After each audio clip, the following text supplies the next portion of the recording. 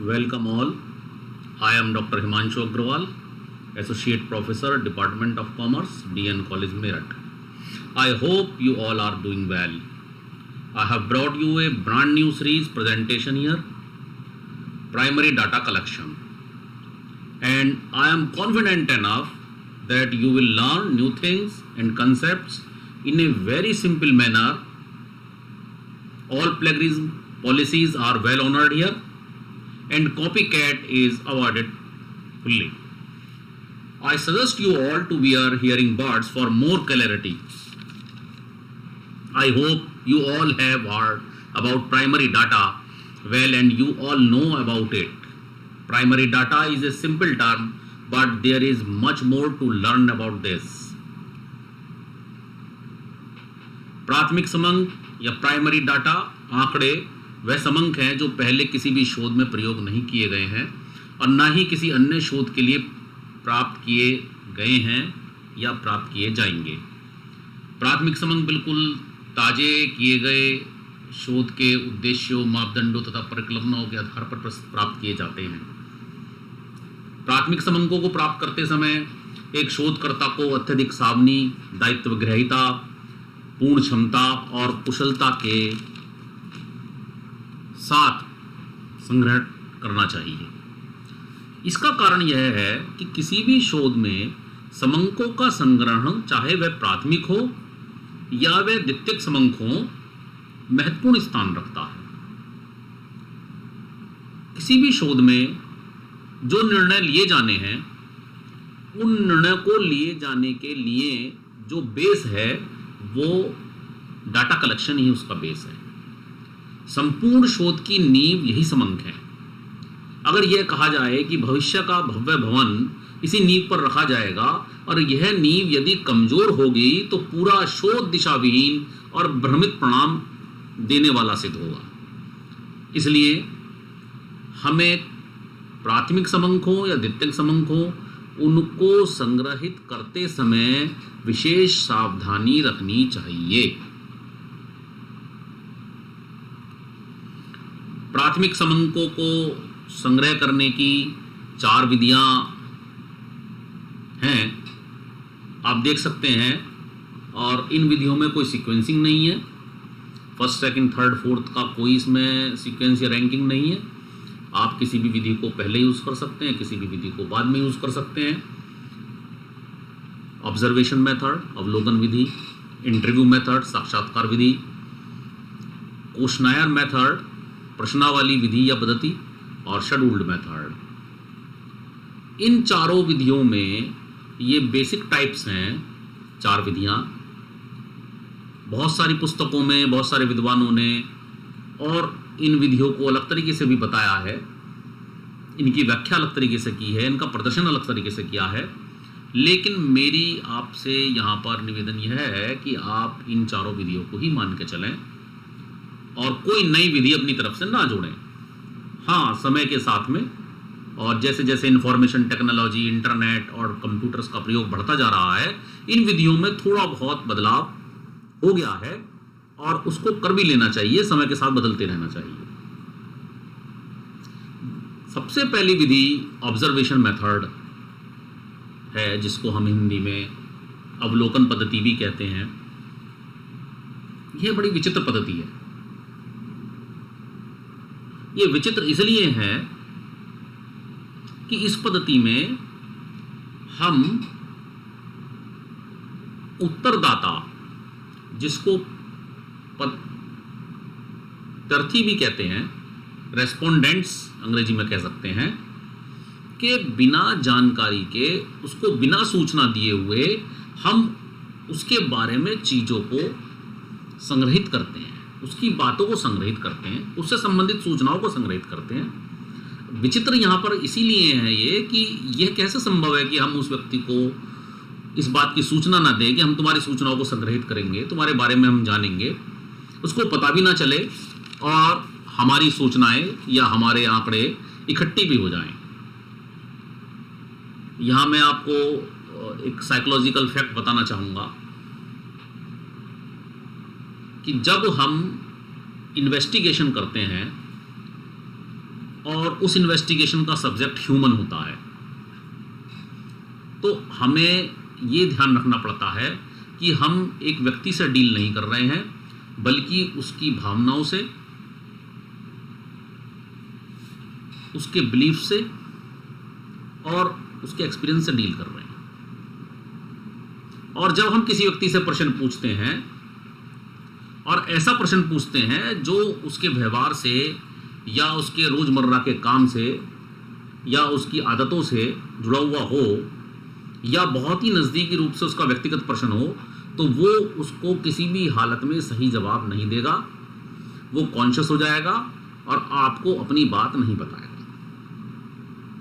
एक छोटा सा एग्जाम्पल है, अगर कोई व्यक्ति बीमार हो जाता है और डॉक्टर उसको कोई दवाई देता है और जब उसको पूछा जाएगा कि आपने दवाई खाई थी क्या, तो आवश्यक नहीं है कि वो उस दवाई को खाने की सही सूचना डॉक्टर को बता दे। या अगर उससे ये पूछा जाता है कि आपने जो दवाई ली थी उसको कितने बजे लिया था, क्या सही समय पर लिया था, तो आवश्यक नहीं है कि उसको यह आंसर, यह उत्तर वो सही रूप से दे दें। इसी प्रकार अगर हम मार्केटिंग रिसर्च की बात करें या अपने कॉमर्स और मैनेजमेंट की फील्ड की बात करें, कंज्यूमर बिहेवियर एक बहुत इंपॉर्टेंट सब्जेक्ट है। और जब हम मार्केट में इस बात को सर्च करते हैं कि कंज्यूमर्स कैसे बिहेव करते हैं सामान को खरीदते समय, और स्टोर पर जाते हैं तो वहाँ उपलब्ध कर्मचारियों से किस तरीके का व्यवहार करते हैं, पेमेंट करते समय किस तरीके का व्यवहार करते हैं, चीज़ों को पसंद करते समय किस तरीके का व्यवहार करते हैं, यह बातें आप किसी व्यक्ति से प्रश्न पूछकर नहीं जान सकते। अगर हम किसी से पूछते हैं कि क्या आप माल खरीदते समय बार्गेनिंग करते हैं, तो वो जरूरी नहीं है कि आपको सही आंसर दे दें। अगर हम ये किसी से पूछें कि क्या आप एक सब्जी के ठेले पर या फल के ठेले पर सेब खरीदते समय उनको कितना छांटते हैं, तो जरूरी नहीं है कि वो आपको सही आंसर दे दें। ऐसे बहुत सारे प्रश्न हो सकते हैं कि जिनके बारे में ये डाउट बना रहता है कि उत्तरदाता ने इन प्रश्नों का उत्तर पूरी अपनी सत्यता के साथ में और एक सार्थकता के साथ में दिया है या नहीं दिया है। जहां ऐसे प्रश्न आते हैं या ऐसी जानकारी कलेक्ट करनी होती है, वहां पर हमको अवलोकन विधि या अवलोकन पद्धति या ऑब्जर्वेशन मेथड को लगाना पड़ता है।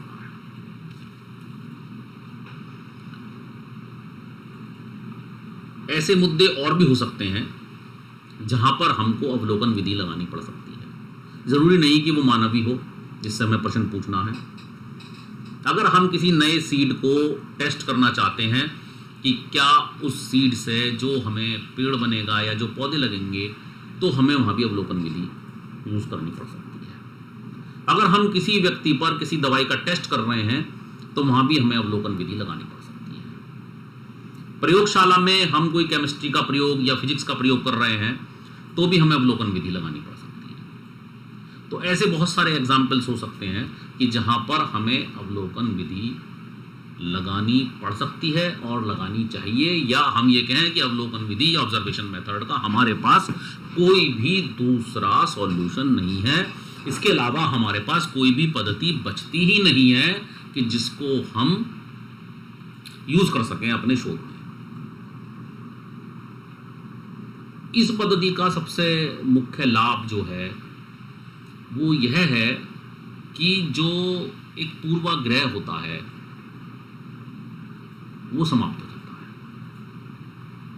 वो पूर्वाग्रह चाहे तो प्रश्नकर्ता का हो, प्रश्नकर्ता से मतलब यहां है कि जो ऑब्जर्व कर रहा है, शोध करता है, या तो उसका हो, और या जिसको उत्तर देना है या जिसकी सूचना को हमें संग्रहित करना है उसका हो। क्योंकि जब दोनों व्यक्ति एक दूसरे से मिलेंगे ही नहीं और उसमें से एक पार्टी को यही नहीं पता होगा कि तुम्हारी सूचनाओं को संग्रहित किया जा रहा है या तुम्हारी ऑब्जर्वेशन की जा रही है, तो बायस, सब्जेक्टिव बायस जो है, जो एक व्यक्तिगत पसंद और नापसंद का बायस है, वो समाप्त हो जाता है।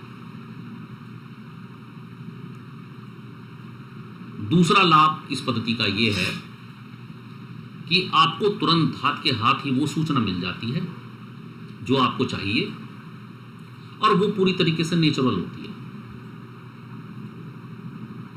खास तौर पे किसी के बिहेवियर की सूचना या किसी के बिहेवियर के संबंध, आंकड़े, डाटा, वो प्योर नेचुरल होते हैं कि व्यक्ति किस प्रकार कार्य कर रहा है। जब हम कभी लेबरर्स का कोई सर्वे करते हैं, हम ये जानना चाहते हैं किस तरीके से काम कर रहे हैं, तब भी हम ऑब्जर्वेशन मेथड लगाते हैं। खेल के मैदान में एक कोच अपने विद्यार्थियों को, जो नए प्लेयर्स हैं, उनको उनके काम को देखने के लिए भी ऑब्जर्वेशन मेथड लगा देता है कई बार। लेकिन इस पद्धति का सबसे बड़ा जो दोष है वो यह है कि यह पद्धति महंगी बहुत है, और आज के नए टेक्नोलॉजिकल युग में इस पद्धति का महंगापन और ज़्यादा बढ़ गया है, क्योंकि हमें नए नए चीज़ों की आवश्यकता पड़ती है। ऑब्जर्वेशन मेथड में हमें स्पीकर्स लगाने पड़ सकते हैं, माइक्स लगाने पड़ सकते हैं, कैमरे लगाने पड़ सकते हैं। उसके अलावा मोशन कैमरे भी लगाए जाते हैं जो व्यक्ति के मोशन को रिकॉर्ड करते हैं। उससे ये पता लगता है कि वो व्यक्ति किस प्रकार काम कर रहा है। तो यह पद्धति महंगी बहुत है। इस पद्धति को केवल हम महंगा होने की वजह से वहीं यूज़ कर सकते हैं जहां इसकी बहुत अधिक आवश्यकता है। दूसरा, इस पद्धति से हम एक लिमिटेड सूचना को ही कलेक्ट कर सकते हैं, हम बहुत सारी सूचनाएं कलेक्ट ही नहीं कर सकते। अब जैसे हम ये कहें कि किसी व्यक्ति ने कितनी शिक्षा प्राप्त की है, ये एक ऐसी सूचना है कि हम इसको अवलोकन विधि से प्राप्त ही नहीं कर सकते। इन दोषों की वजह से ये पद्धति केवल वहीं पर चलित है जहां पर इसकी बहुत अधिक आवश्यकता पड़ती है, और हम इसको हर जगह प्रयोग नहीं कर सकते, या जहां हमें लगता है कि इस पद्धति को प्रयोग करना आवश्यक है, क्योंकि अगर हम किसी से डायरेक्ट प्रश्न पूछेंगे तो वो उन प्रश्नों का उत्तर नहीं देगा। और अधिकतर ये पद्धति मनोवैज्ञानिक टेस्ट जो होते हैं वहाँ पर यूज़ होती है, साइकोलॉजिकल टेस्ट में।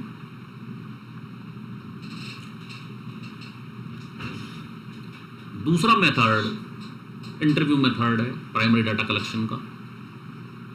यहाँ ये बात ध्यान रखने योग्य है कि ये मेथड सारे प्राथमिक समंकों को संग्रह करने के हैं।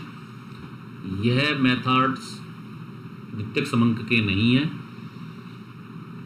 प्राथमिक समंकों को प्राप्त करने के लिए दूसरा जो तरीका या विधि है वो साक्षात्कार की विधि है। साक्षात्कार आप सब लोग जानते हैं, जब हम कोई नौकरी के लिए जाते हैं, हमको चाहते हैं कि हमें नौकरी मिल जाए, तो हम भी साक्षात्कार देते हैं। उस साक्षात्कार में हमसे बहुत तरह तरह के प्रश्न पूछे जाते हैं। वो सारे प्रश्न हमें पता भी नहीं होते हैं, हमें उनका एक सेटिस्फैक्टरी आंसर देना होता है। इसी प्रकार यहाँ प्राथमिक समंकों को संग्रहित करने के लिए भी साक्षात्कार विधि अपनाई जाती है। देखिए, साक्षात्कार विधि दो तरीके की हो सकती है। पहली जिसमें व्यक्तिगत साक्षात्कार हो, पर्सनल इंटरव्यू हो, और दूसरी जहाँ पर पर्सनल इंटरव्यू ना हो, वहाँ टेलीफोन के द्वारा या किसी तकनीकी माध्यम से, ईमेल के द्वारा, आजकल नई नई तरीके की चीज़ें चल गई हैं, फैक्स के द्वारा हम साक्षात्कार ले सकते हैं, और हम किसी व्यक्ति को भेजकर साक्षात्कार लिया जा सकता है। देखिए, व्यक्तिगत साक्षात्कार विधि वहाँ प्रयोग होती है जहाँ पर महसूस होता है कि जिस व्यक्ति से हमें डाटा कलेक्ट करना है वो व्यक्ति इतना पढ़ा लिखा नहीं है कि वो डाटा को अपने आप दे देगा। उनसे प्रश्न पूछा जाता है और वो प्रश्न का उत्तर देते हैं। दूसरा महत्वपूर्ण बात यहाँ पर यह है कि जब हमको यह लगता है कि यह प्रश्न पर्सनली सामने ही पूछे जाएंगे, क्योंकि इसमें कुछ व्यक्तिगत सूचनाएं भी हैं और इन सूचनाओं को हमें डिटेल में कलेक्ट करना है, सूचनाओं के अंदर से सूचनाएं लेनी है। जैसे एक सूचना है कि आपके कितने बच्चे हैं, और उससे जुड़ी हुई दूसरी सूचना है कि वो बच्चे कौन कौन सी क्लास में पढ़ते हैं, तीसरी सूचना है कि वो जिस क्लास में पढ़ते हैं उनके अंक कितने उस क्लास में आ रहे हैं, क्या आप उनके अंकों से सेटिस्फाइड हैं या नहीं हैं। अब इस तरीके के प्रश्न जब आपके सामने आते हैं तो आपको व्यक्तिगत साक्षात्कार ही प्रयोग करना पड़ता है।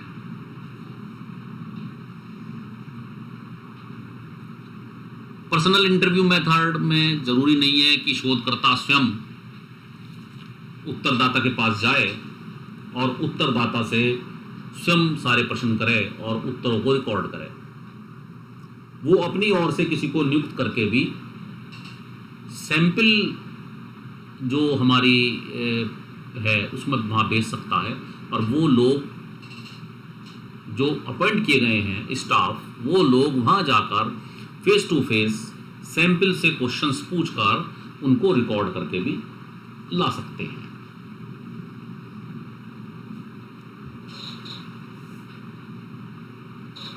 ग्रामीण क्षेत्र में रहने वाले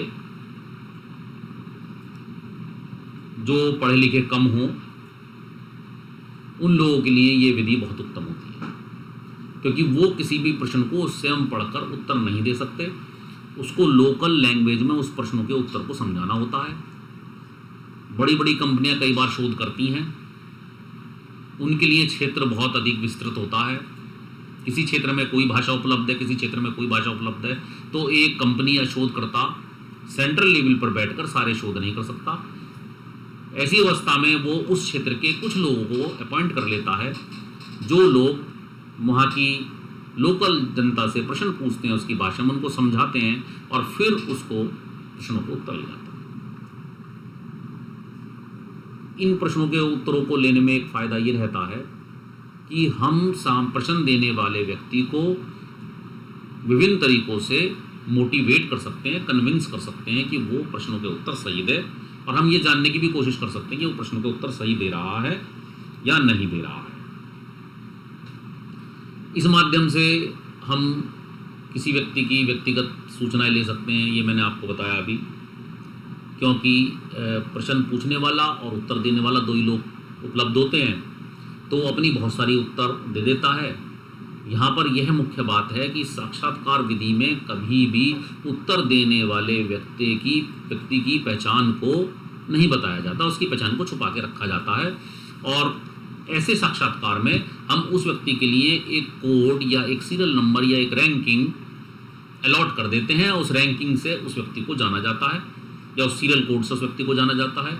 इसका फ़ायदा यह रहता है कि कोई भी व्यक्ति अपनी कोई सूचना कर दे रहा है तो उसकी सूचना के साथ में उसका नाम सब लोगों को उपलब्ध नहीं होता है, तो वो अपनी सूचना देते समय बिल्कुल अपने को सुरक्षित महसूस करता है।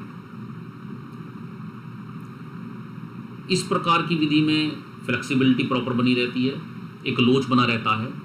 जब हम फील्ड में जाते हैं तो वहाँ सामने वाले व्यक्ति के स्वभाव के अनुसार, उसकी उस समय की अवस्था के अनुसार उन प्रश्नों के उत्तर उससे प्राप्त कर सकते हैं। लेकिन यह विधि महंगी बहुत है। इसमें पूर्वाग्रह या एक बायस जिसको कहते हैं वो बन जाती है, और बायस होने की वजह से कई बार पक्षपातपूर्ण भी हो जाता है कि हम किसी व्यक्ति से उत्तर नहीं ले रहे या कोई दूसरा व्यक्ति हमें सही उत्तर नहीं दे रहा किसी कारण से। यह बहुत ज़्यादा टाइम लेती है, क्योंकि पर्सनली हर व्यक्ति के पास जाना, अब अगर आपकी पॉपुलेशन की संख्या 1000 है और आपके सैंपल का साइज़ 200 है, तो आप ये समझिए कि 200 लोगों के पास पर्सनली जाना, और ऐसा नहीं है कि आप एक बार जाएंगे तो हर बार आपको व्यक्ति समय पर उपलब्ध हो जाएगा। कई बार फील्ड में जाना पड़ सकता है शोधकर्ता को, तो इस पद्धति में समय बहुत अधिक लगता है। इंटरव्यू मेथड की जो दूसरी विधि है या इसका दूसरा भेद क्या है, वो टेलीफोनिक मेथड है। टेलीफोनिक मेथड ये चूँकि एक ओल्ड पैटर्न है, तो इसको अभी भी हम टेलीफोनिक मेथड या टेलीफोनिक इंटरव्यू ही कहते हुए चले आ रहे हैं। टेलीफोनिक मेथड में हम वो सारी चीज़ें जो हमने पर्सनल इंटरव्यू में थी वो हम टेलीफोन के माध्यम से करते हैं। इसमें हमें उत्तर देने वाले की या प्रश्नकर्ता की आवाज़ सुनाई देती है। हम टेलीफोन के माध्यम से ये दूसरे को पहचानते हैं और हम टेलीफोन के माध्यम से इन प्रश्नों को पूछ लेते हैं। टेलीफोन के अलावा आजकल ईमेल या गूगल फॉर्म्स का भी बहुत प्रचलन हो गया है। हम गूगल फॉर्म्स के माध्यम से या ईमेल के माध्यम से प्रश्न पूछ लेते हैं। ऑनलाइन सर्विस के माध्यम से भी प्रश्न पूछ लेते हैं।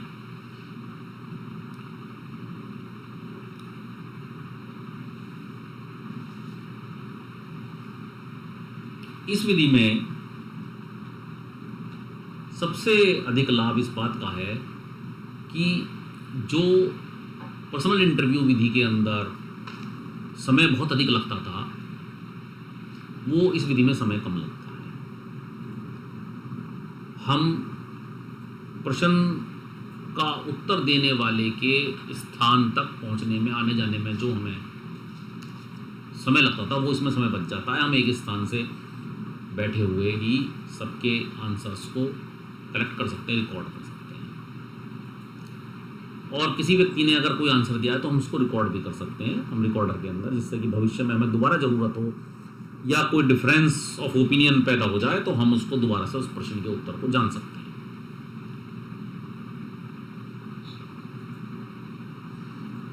यह विधि सस्ती भी है। पहली वाली विधि में बहुत खर्चा होता था। इसमें कोई स्टाफ रखने की भी आवश्यकता नहीं होती है। आप चाहें तो स्वयं भी प्रश्न पूछ कर सकते हैं। लेकिन जिस व्यक्ति से हमें प्रश्न पूछने हैं, क्या वो टेलीफोन पे उपलब्ध होगा? यदि वो टेलीफोन पे उपलब्ध होता है तो क्या वो इतना समय दे पाएगा कि वो हमारे सारे प्रश्नों का उत्तर हमें सही से दे दे?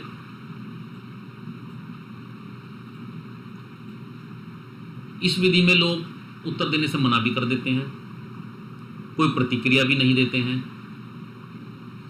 हमको कई बार ये भी नहीं पता लगता है कि जिस व्यक्ति को हम फ़ोन कर रहे हैं, क्या वो व्यक्ति वही है जिससे हम प्रश्न पूछना चाहते हैं या कोई और व्यक्ति है। और जब बहुत ही ज़्यादा इंटेंसिव सर्वे होते हैं, वहाँ पर यह पद्धति कई बार काम नहीं करती है। उसका कारण यही है कि हमको यह नहीं पता लग पाता है कि जो हमारा सैंपल है, उत्तर वही सैंपल दे रहा है या उसका कोई और परिवार का सदस्य उत्तर दे रहा है। इसलिए जो बहुत ही अति आवश्यक सर्वे होते हैं, उनमें टेलीफोन विधि को अच्छा नहीं है। एक उदाहरण के तौर पे अगर हम समझें कि किसी व्यक्ति की अगर तबीयत खराब हो जाती है और उसके बाद उसका जो हाल है वो अगर हम टेलीफोन पर बताकर किसी डॉक्टर से दवाई लेना चाहें तो शायद कोई भी डॉक्टर इस बात के लिए जब तक तैयार नहीं होगा जब तक कि बहुत ज़्यादा जीवन या मृत्यु का कोई प्रश्न उत्पन्न न हो। अन्यथा हर स्थिति में डॉक्टर यही कहते हैं कि आप मेरे क्लिनिक पर या हॉस्पिटल में आइए और मैं वहीं पर मरीज को देखकर उसको दवाई दूंगा। दूसरे व्यक्ति का हाल एक दूसरा व्यक्ति कैसे बता पाएगा सही, और क्या वो सही कम्युनिकेट हो जाएगा, क्या वो उतनी ही तन्मयता या उतनी सार्थकता से पहुंच जाएगा जितनी सार्थकता से डॉक्टर स्वयं उस व्यक्ति से बात कर पता करेगा। तृतीय विधि की अगर बात करें हम, तो तृतीय पद्धति या विधि क्वेश्चनर मेथड है, प्रश्नावली पद्धति। प्रश्नावली की जगह आजकल कुछ कथन भी चल रहे हैं, कथन विधि भी कह सकते हैं हम इसको। इस विधि में एक प्रश्नावली प्रपत्र बनाया जाता है। यह प्रपत्र पहले से ही तय एक फार्मूला या पैटर्न पर होता है। यहाँ फार्मूले या पैटर्न का अर्थ ये है कि हमारे शोध की जो परिकल्पनाएं हैं, हमारे शोध का जो उद्देश्य है, हमारे शोध के जो मापदंड हैं, उनको लेते हुए हम पहले से ही एक प्रश्नावली तैयार करते हैं। ऑन स्पॉट प्रश्न नहीं पूछे जा सकते। कई बार शोधकर्ता इन प्रश्नावलियों को तैयार कर एक सैम्पल स्टडी भी, छोटी सी एक शोध भी कर लेते हैं, देख लेते हैं कि क्या उनसे उत्तर जो आ रहे हैं उनसे हमारा रिजल्ट निकल पाएगा या नहीं निकल पाएगा। उसके बाद इन प्रश्नावलियों को उत्तरदाताओं को के पास, जो हमने सैम्पलिंग फ्रेम के अकॉर्डिंग तय किए हुए हैं, जो हमारा सैंपल है, उनके पास भिजवाए जाते हैं या उनको नोट करा दिए जाते हैं। इन प्रश्नावलियों को बनाने की कई विधियां प्रचलित हैं, जिसमें यस और नो वाली, जिसको हम डिक थॉमस कहते हैं, या रेस्पॉन्स शीट वाली लीकर्ट स्केल, जिसमें कोई उत्तर नहीं देना होता, जिसमें केवल आपको अपना रेस्पॉन्स बताना होता है कि आप किसी भी चीज़ को पसंद करते हैं या नहीं करते हैं, या आपने उसको, आपका उत्तर नापसंद में है और ना नापसंद में, न्यूट्रल में है आपका उत्तर। आजकल ये लिकर्ट स्केल वाली विधि बहुत ज़्यादा चल रही है और एक इसका नया प्रारूप भी तैयार हो गया, जिसमें आप 1 से लेकर 10 के बीच में टिक मार्क करके किसी भी चीज़ को लाइक डिसलाइक कर देते हैं। अगर आप अपने कार या स्कूटर की सर्विस करने जाते हैं तो फीडबैक फॉर्म में आप इस विधि को देखा होगा, जिसमें आपको लाइक और डिसलाइक बताना होता है। 1 से लेकर 10 के स्केल पर आपको टिक लगाने होते हैं। 1 का मतलब है डिसलाइक और 10 का मतलब है लाइक। उस स्केल से पता लग जाता है कि आपकी लाइकिंग का ग्रेड क्या है।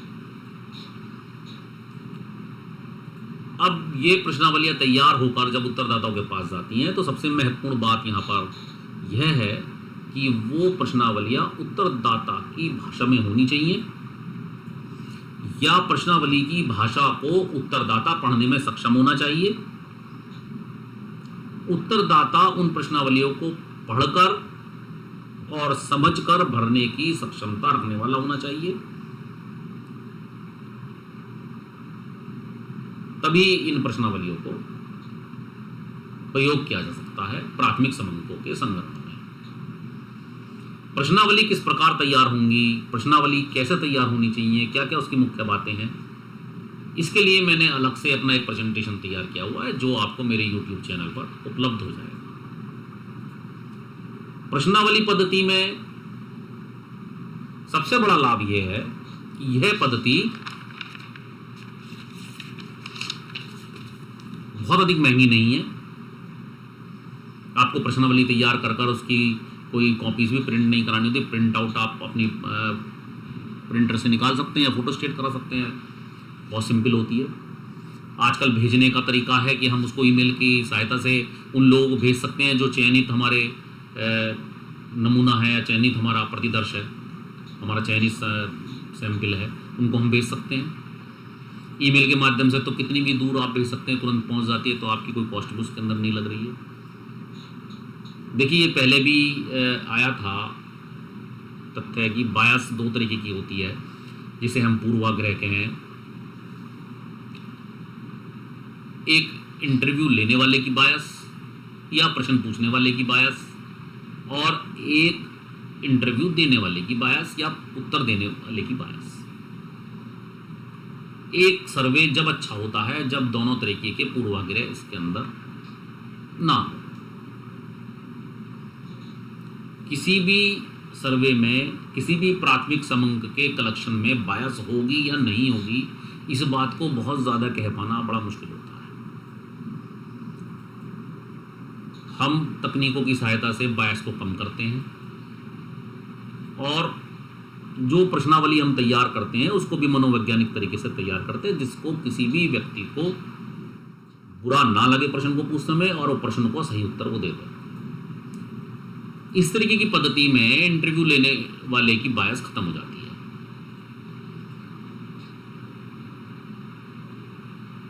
उत्तरदाताओं के पास काफी समय रहता है, वो अपनी सुविधा के अकॉर्डिंग और सारे प्रश्नों को अच्छी तरीके से समझ के अपना उन पे उत्तर पे विचार करके अपने उत्तर दे सकते हैं। इसके परीक्षण या इसके जो रिजल्ट्स होते हैं वो बिल्कुल रिलायबल होते हैं, उन पर संदेह नहीं करा जा सकता एकदम से। लेकिन यहाँ जो सबसे महत्वपूर्ण बात है, ये प्रश्नावली पद्धति जब भी सक्सेसफुल होती है जब आपके रेस्पोंडेंट्स पढ़े लिखे हों, समझदार हों और आपकी प्रश्नावलियों के उद्देश्य को समझें और आपको सहयोग करें। अगर आपके रेस्पोंडेंट्स एजुकेटेड हैं लेकिन सहयोग नहीं कर रहे हैं, तब भी आपकी प्रश्नावलियां नहीं भर पाएंगे। और अगर वो सहयोग कर रहे हैं लेकिन पढ़े लिखे नहीं है, तब भी प्रश्नावलियां कई बार नहीं भरी जाती हैं। दूसरा सबसे बड़ा दोष इस पद्धति में यह होता है कि जब आप प्रश्नावली एक व्यक्ति को दे देते हैं तो यह आवश्यक नहीं है कि वो व्यक्ति स्वयं उन प्रश्नावलियों को भरे। वो व्यक्ति कई बार ये सोच लेता है कि मेरा इससे कोई फायदा नहीं है, मेरे लिए ये टाइम वेस्टिंग है, और वो अपने घर में आए हुए किसी अपने दूसरे साथी से या अपने घर में किसी बच्चे से उन प्रश्नावलियों को भरने के लिए कह देता है। तो यहाँ पर ये डाउट बना रहता है कि जिन लोगों को ये भेजा गया है प्रश्नावली, कहीं उन्होंने किसी दूसरे प्रतिनिधि या रिप्रेजेंटेटिव के माध्यम से इन प्रश्नावलियों को ना भरवा दिया हो और हमारे लिए जो उत्तर हमको मिले हैं, जिन पर हमें काम करना है, वो सत्य से परे ना हो जाए। इन प्रश्नावलियों में दूसरा दोष ये है कि हमने एक बार प्रश्नावली किसी को दे दी, उसने उसको रख ली, उसके पास वो प्रश्नावली खो गई, या वो उसको भरनी भूल गया, या उसने प्रश्नावली ले तो ली लेकिन हमें अवॉइड करता रहा, उसने प्रश्नावली समय पर भरकर नहीं दी, जिससे ये मेथड कई बार बहुत स्लो या बिल्कुल डेड भी हो जाता है और बार बार प्रश्नावलियां भरवानी पड़ती हैं।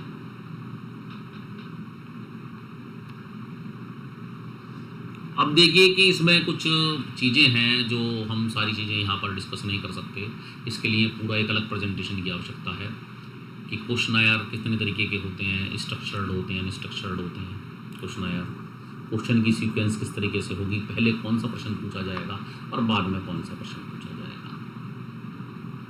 हम पहले प्रश्न ये पूछेंगे कि आपकी डेट ऑफ बर्थ क्या है, उसके बाद हम कोई दूसरा प्रश्न पूछेंगे या आगे पूछेंगे आपकी एज कितनी है। हमें ये भी ध्यान रखना होता है कि जब हम प्रश्न पूछते हैं, अब अगर यदि हमारा सर्वे बर्तन बार के ऊपर लें और हमें उन घरों का सर्वेक्षण करना है जहाँ पर बर्तन बार का प्रयोग नहीं हो रहा है, जो ट्रेडिशनल मेथड से अपने घर के बर्तनों को मांज रहे हैं या साफ कर रहे हैं। अब हमें ये देखना है पहले प्रश्न में कि क्या व्यक्ति बर्तन बार का प्रयोग करता है या वो पारंपरिक साधनों से अपने बर्तनों को साफ कर रहा है। हमें यह जानना है, उन व्यक्तियों की हमें जानकारी लेनी है जो बर्तन बार को प्रयोग नहीं कर रहे हैं। अगर हम उन व्यक्तियों की जानकारी लेंगे कि बर्तन बार को प्रयोग कर रहे हैं, तो कंपनी के रूप में हमें ऐसे व्यक्तियों का डाटा इकट्ठा करने से कोई फायदा नहीं। तो ये सीक्वेंसिंग भी हमें देखनी होती है कि पहले कौन सा प्रश्न पूछा जाएगा। प्रश्न बिल्कुल क्लियर, साफ होने चाहिए, समझ में आनी चाहिए एक बार पढ़ते ही। प्रश्नों से कोई भ्रम पैदा नहीं होना चाहिए, उनकी लैंग्वेज ऐसी नहीं होनी चाहिए कि उनको पढ़ने से कोई भ्रम पैदा हो जाए और हम कुछ और आंसर देने के बजाय कुछ और आंसर उसका दिया जाए और हमें फिर उन प्रश्नों से समंकों को डेवलप करने में परेशानी पैदा होने लगे। प्रश्न साधारण होने चाहिए।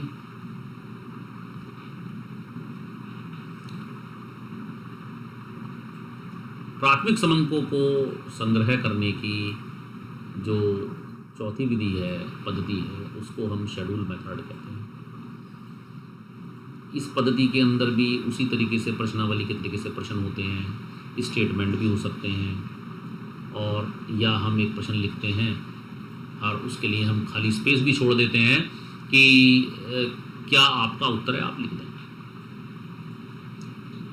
जैसे हमको ये पूछना है कि भाई आप खाने में क्या पसंद करते हैं।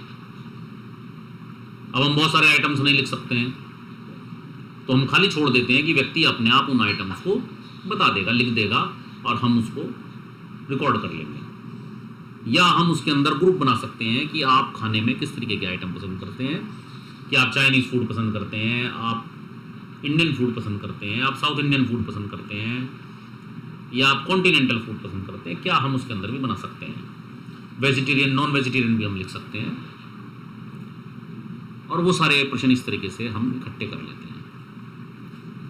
यह विधि अगर हम देखें तो साक्षात्कार विधि और प्रश्नावली विधि की एक मिक्स विधि है, क्योंकि दोनों के अपने अपने दोष हैं।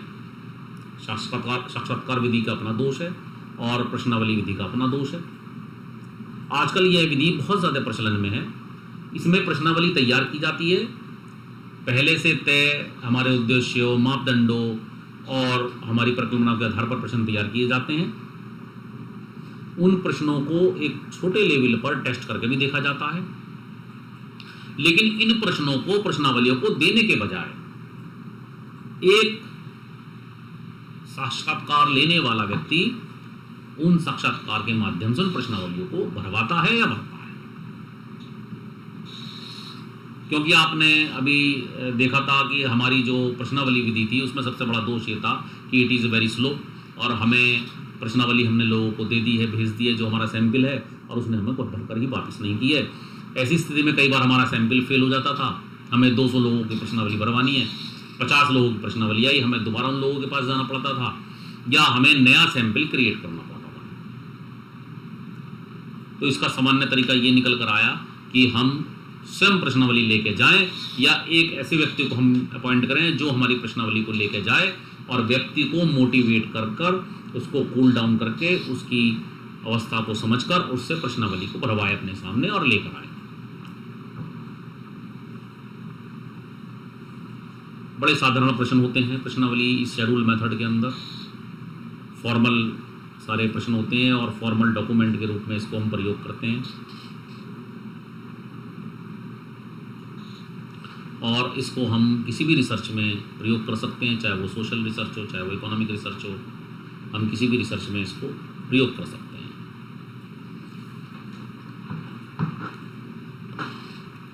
इस प्रकार आपने यहाँ पर प्राइमरी डाटा के बारे में एक साधारण तरीके से बहुत कुछ जाना है, और मुझे पूरा विश्वास है कि आपने प्राइमरी डाटा को काफ़ी समझा होगा।